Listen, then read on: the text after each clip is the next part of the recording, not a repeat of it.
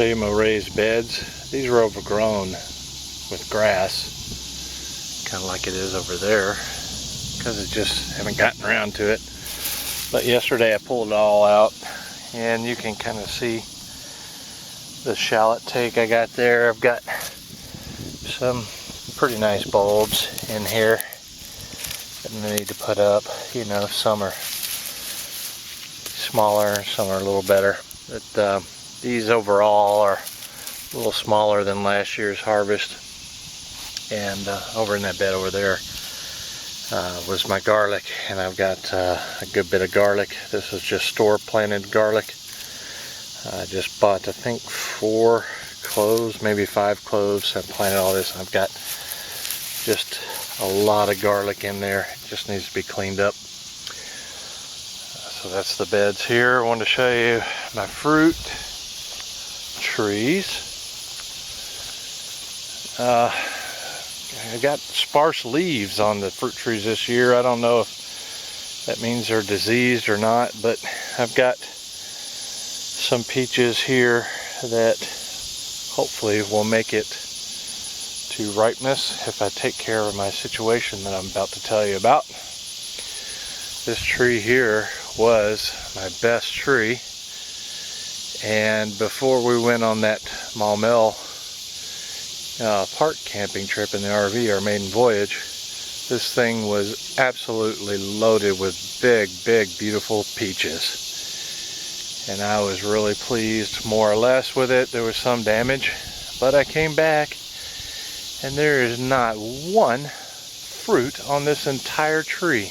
Not one. So first thing that went through my mind is, okay, I've got neighboring kids.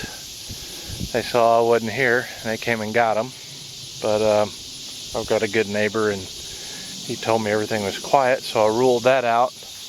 And I thought squirrels. Squirrels came and got it, and I'm like, but there's no half-eaten fruit on the ground. So I was a little perplexed until something else happened.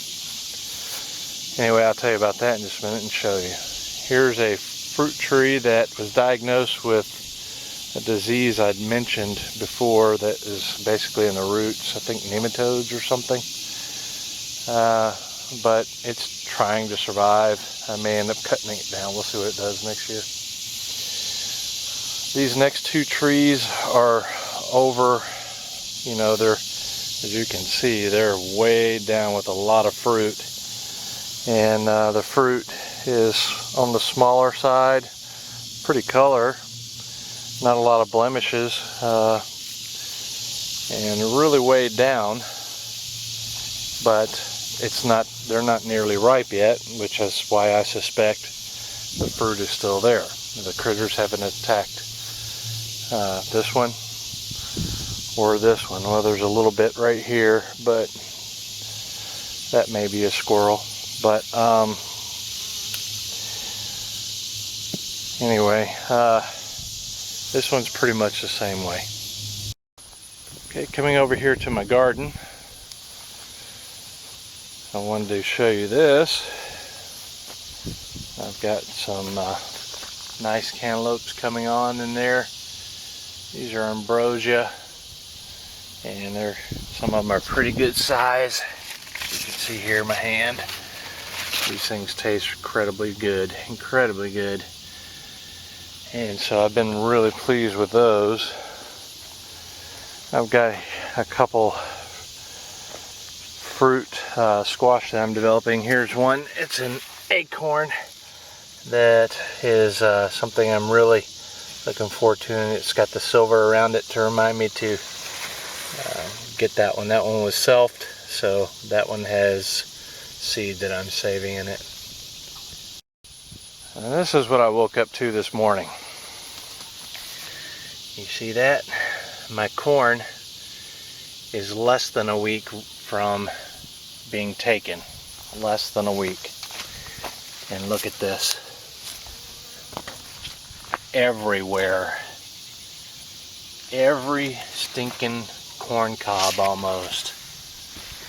All throughout here. Every stinking one. Everywhere. Just looking down the line, it goes on and on and on. The whole line. All the way down. I was very upset because once again, these are almost ready. I put in a lot of work in getting it to this stage. And then it's very depressing. So they've wiped out a peach tree that was nearly done. They wiped out my corn, as you can see here. And that was nearly done. They're nice and sweet, but the corn milk is still running. It's not quite ready yet, so they weren't picked. And the next, I can only guess, will be my watermelons and or cantaloupes right before I'm ready to get them. All the work for nothing. So I'm going to try to figure out what it is. Now I suspect it's raccoons from the amount of damage and the fact that corn ears are on the ground. I suspect that raccoons are getting in here. And it rained last night. All this happened last night and then it rained. I don't see any tracks anywhere. But I put down my my trail camera here. I'm going to try to catch them in the act. And I got some traps on order today. I am very, very upset over all this. So I'll tell you, if I calm down, by the time I trap these critters, they may live. But if I'm still upset, they may not live. Anyway, that's my corn situation, that's my garden situation, and my fruit trees. Here are my candy sweets, almost all pulled out of the greenhouse. And they did pretty good. I got some pretty good sized ones. I'll put my hand next to a couple to show you. Some of them weren't that big. But I got a giant one here. This is the big one you've probably seen in other videos. But that was pretty good. Probably won't grow them in buckets again. And also out of my raised gardens here, raised beds, I've got garlic and my shallots. And they're not quite as big as they were last year. But I've got them spread out here to dry and get ready for long storage. I've put up some shade cloth in here, and that seems to be turning things around a little bit. I'll take you on a nasty greenhouse tour because it's not ideal by any means, but I'm going to share it with you anyway. I've got here is a Bet Alpha cucumber. As you can see here, there's several babies on there. It started to die off because it reached too high on the trellis. I think it got too hot. But I pulled it back down and she's starting to fruit again. Now it's not ideal here, but I've been letting these tomatoes overgrow because we've just been eating the dickens out of them. We've been busy with RV trip and stuff like that, so we haven't been paying it enough attention. You can see here that I am still getting fruit. This is a black cherry. It needs to be cleaned up. It'll probably still produce. I got the Campari with tons of Campari on them. And these are really good little suckers. Oh man, it's good. You got my Heg Germans here. Excuse me, I'm eating that tomato. And they're still producing some. That one's really ripe, needs to be picked. Got some, it's a good sized one back there. Needs to be picked. And they've grown to the top, and I'm letting them droop over and kind of sprawl And they seem to be doing okay that way. That's the lazy man's way.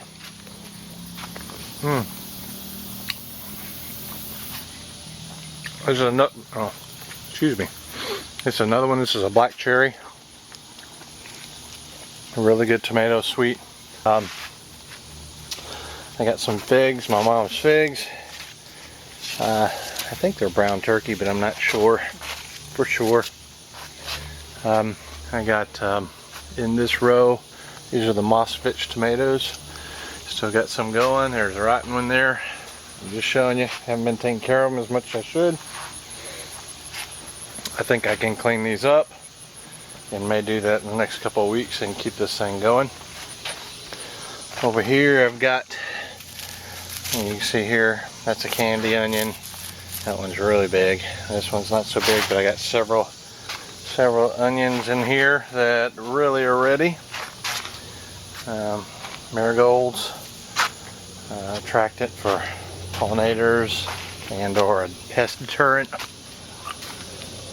Over here is my, I took out the, in this particular one, the black cherry down to the base. I even trimmed the roots underneath here just to see if it would come back. And it is, so I may do that. You can see peppers through the other side over there. And I've got my tomato here with 6 seed. And these tomatoes were by far the best tasting. So I didn't really like the fruit on some of these. This one looks pretty good. It's got some of the characteristic markings. And then of course several of these are past picking prime. That's my bad. Here's another one that's showing a promise there. Anyway, I'm going to replant those next year because they were the best tasting of all of them, despite everything. You can see here, this was my strawberry tower, more or less. It's out of commission because I've collected all the strawberries.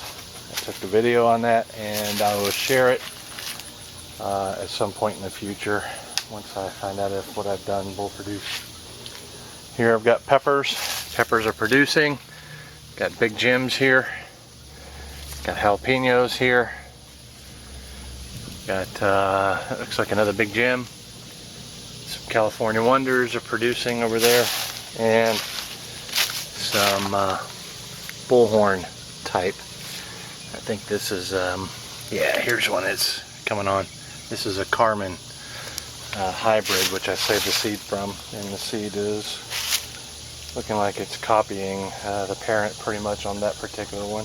So to finish up the video in the greenhouse, I've got carrots that are going to seed here, which I'm letting do that.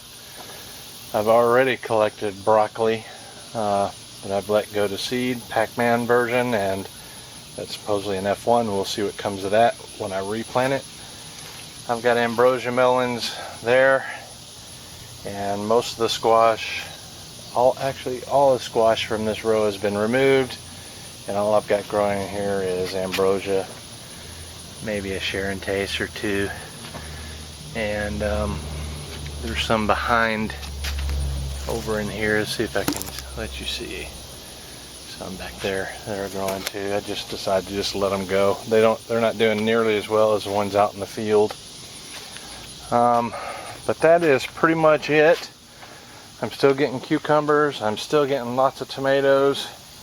Everything's not ideal. I'm sort of winding it down and getting it ready for our big RV trip come mid-August. But in the meantime, I'll just let it go and see what we can get out of it. One last thing real quick. My herb tower is doing really well. This is basil. Looks like thyme and mint and sage, rosemary. Sounds like the song, doesn't it? Rosemary and thyme. But other than that, on this particular vertical fawn, there's not much else going on. Got some beans here, Prevail, that I'm trying to let go to seed. Yeah, the greenhouse is a mess. Not gonna lie to you. Needs to be better. But thought you might want to see what's going on for real.